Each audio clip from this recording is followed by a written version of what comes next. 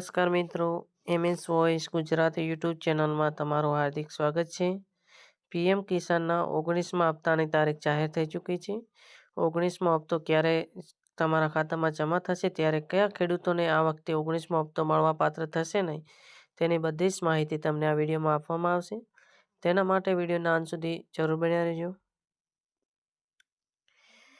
માનનીય પ્રધાનમંત્રી નરેન્દ્રભાઈ મોદી સાહેબ દ્વારા PM કિસાન સન્માન નિધિના 19મા હપ્તાની તારીખમાં 24 ફેબ્રુઆરી 2025ના રોજ બિહારથી 19મો હપ્તો જાહેર કરવામાં આવશે. જો તમને હપ્તો મળવા પાત્ર થશે કે નહીં તે તમારે ચેક કરવા માટે સૌપ્રથમ PM કિસાનની વેબસાઇટ તમારે ખોલવાની રહેશે. PM કિસાનની તમે વેબસાઇટ ઓપન કરશો એટલે એક આ પ્રકારની વિન્ડો ઓપન થઈ છે, જેમાં તમારે નો યોર સ્ટેટસ પર તમારે ક્લિક કરવાનું છે. એટલે આ પ્રકારની નવી વિન્ડો ઓપન થઈ છે, જેમાં તમારો PM કિસાનનો રજિસ્ટ્રેશન નંબર લખી દેવાનો છે. ત્યારબાદ અહીંયા આપેલો કેપ્ચા કોડ બોક્સમાં લખી દેવાનો છે અને ગેટ OTP પર ક્લિક કરવાનું છે. જો તમે રજિસ્ટ્રેશન નંબર જાણતા નથી તો તમારે નો યોર રજિસ્ટ્રેશન નંબર પર ક્લિક કરીને તમારો રજિસ્ટ્રેશન નંબર મેળવવાનો રહેશે. OTP નાખીને તમે લોગિન કરશો એટલે એક આ પ્રકારની વિન્ડો ઓપન થઈ છે, જેમાં એલિજિબિલિટી સ્ટેટસ પર તમારે ક્લિક કરવાનું છે. જે પણ ખેડૂતોને લેન્ડ સીડિંગ, આધાર બેંક સીડિંગ તથા KYC સ્ટેટસ આ ત્રણમાંથી કોઈ પણમાં તમારે ક્રોસ હશે તો તમને હપ્તો મળતો નહીં હોય. તેના માટે તમારે લોગિન કરીને ચેક કરી લેવાનું છે. અહીંયા આપેલા 3 બોક્સમાં રાઈટ હોવું, યસ હોવું ફરજિયાત છે. જો ગમે તેમાં નો હશે તો તમને આ હપ્તો મળવા પાત્ર થતો નથી. તમારું આધાર કાર્ડ કઈ બેંક સાથે DBT થયેલ છે તે તમારે ચેક કરવું હોય તો સૌપ્રથમ તમારે UIDAIની વેબસાઇટ ઓપન કરવાની છે. UIDAIની તમે વેબસાઇટ ઓપન કરશો એટલે બેંક સીડિંગ સ્ટેટસ હશે, તેના પર તમારે ક્લિક કરવાનું છે. ત્યારબાદ તમારે લોગિન પર ક્લિક કરવાનું છે. અહીંયા તમારો આધાર કાર્ડ નંબર તમારે લખવાનો છે. બાજુમાં આપેલો કેપ્ચા કોડ લખીને તમારે લોગિન વિથ OTP પર ક્લિક કરવાનું રહેશે. OTP નાખીને તમે લોગિન કરશો એટલે બેંક સીડિંગ સ્ટેટસનું એક ઓપ્શન હશે, તેના પર તમારે ક્લિક કરવાનું છે. તેમાં તમે ક્લિક કરશો એટલે તમારા આધાર કાર્ડમાં કોઈ પણ બેંક સાથે DBT લખેલ હશે તો તમારે બેંક સીડિંગ સ્ટેટસમાં અહીંયા એક્ટિવ બતાવતું હશે અને ત્યાં તમારે ઉપર બેંકનું નામ બતાવતું હશે, જે બેંકમાં તમારું DBT છે.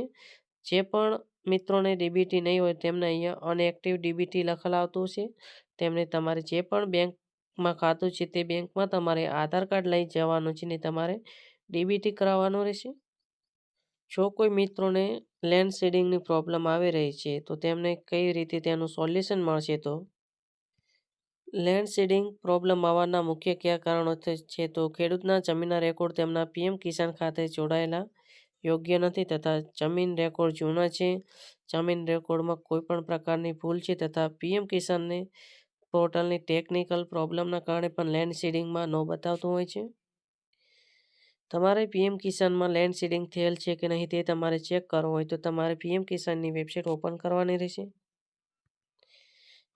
નો યોર સ્ટેટસ પર તમારે ક્લિક કરીને તમારું PM કિસાનનો રજિસ્ટ્રેશન નંબર નાખવાનો છે અને જે કેપ્ચા કોડ આપેલો હોય તે કેપ્ચા કોડ નાખી દેવાનો રહેશે.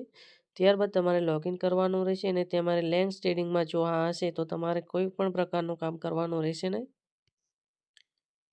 ખેડૂત મિત્રને લેન્ડ સીડિંગમાં ન બતાવતો હોય તો તમારે તમારા ગ્રામ સેવકનો કોન્ટેક કરવાનો છે ને તમારી પ્રોબ્લેમ તેમને જણાવવાની રહેશે. તેમના દ્વારા તમારા લેન્ડ સીડિંગની પ્રોબ્લેમનું સોલ્યુશન તમને મળી જશે.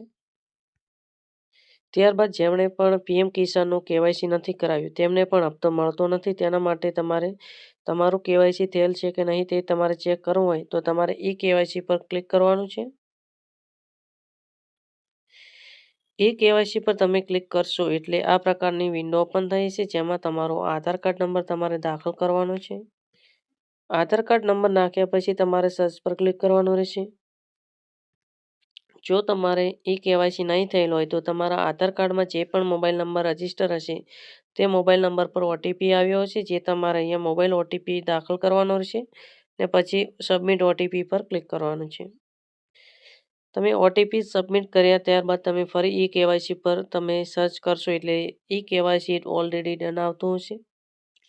તથા જે પણ ખેડૂત મિત્રો હજી સુધી ફાર્મર રજિસ્ટ્રેશન નથી કર્યા તેમને પણ આ વખતે 19મો હપ્તો મળવાપાત્ર થશે નહીં.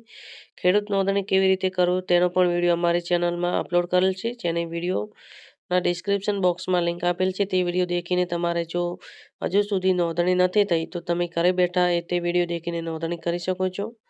ઉપર આવેલી કોઈ પણ પ્રોબ્લેમ તમારે આવતી હોય તો આ પ્રકારે તમે તમારું સોલ્યુશન મેળવી શકો છો અને તમારા જેટલા પણ હપ્તા બંધ થયા છે તે બધા જ હપ્તા તમને પાછા મળવાની શરૂઆત થઈ જશે. જો આપેલ માહિતી સારી લાગી તો વિડીયોને લાઇક કરી દેજો અને ચેનલને સબસ્ક્રાઇબ નથી કરી તો ચેનલને પણ સબસ્ક્રાઇબ કરી લેજો. આભાર.